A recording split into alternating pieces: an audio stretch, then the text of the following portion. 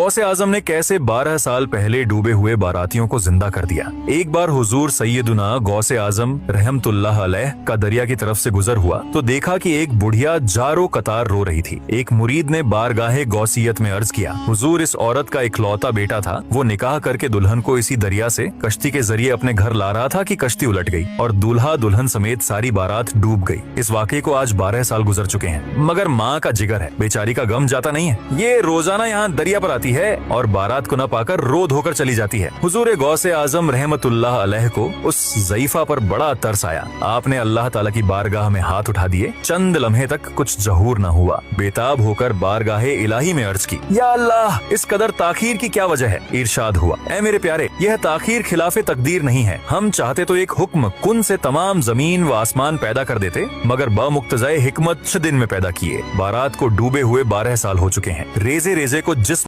गौसे आजम ने कैसे 12 साल पहले डूबे हुए बारातियों को जिंदा कर दिया। एक बार हुजूर सैयदुना गौसे आजम रहमतुल्लाह अलैह का दरिया की तरफ से गुजर हुआ तो देखा कि एक बुढ़िया जारो कतार रो रही थी। एक मुरीद ने बारगाहे गौसियत में अर्ज किया, हुजूर इस औरत का इकलौता बेटा था, वो निकाह करके दुल्हन को इसी दरिया से कश्ती के जरिए अपने घर ला रहा था कि कश्ती उलट गई और दूल्हा दुल्हन समेत सारी बारात डूब गई। इस वाक़े को आज 12 साल गुजर चुके हैं, मगर माँ का जिगर है, बेचारी का गम जाता नहीं है। ये रोजाना यहाँ दरिया पर आती है और बारात को न पाकर रो धोकर चली जाती है। हुजूर गौसे आजम रहमतुल्लाह अलैह को उस ज़ईफा पर बड़ा तरस आया। आपने अल्लाह ताला की बारगाह में हाथ उठा दिए। चंद लम्हे तक कुछ जहूर न हुआ। बेताब होकर बारगाहे इलाही में अर्ज की, या अल्लाह, इस कदर ताखीर की क्या वजह है? इरशाद हुआ, ऐ मेरे प्यारे, यह ताखीर खिलाफे तकदीर नहीं है। हम चाहते तो एक हुक्म कुन से तमाम जमीन व आसमान पैदा कर देते, मगर बमुक्तज़ाए हिकमत 6 दिन में पैदा किए। बारात को डूबे हुए 12 साल हो चुके हैं। रेजे रेजे को जिस्म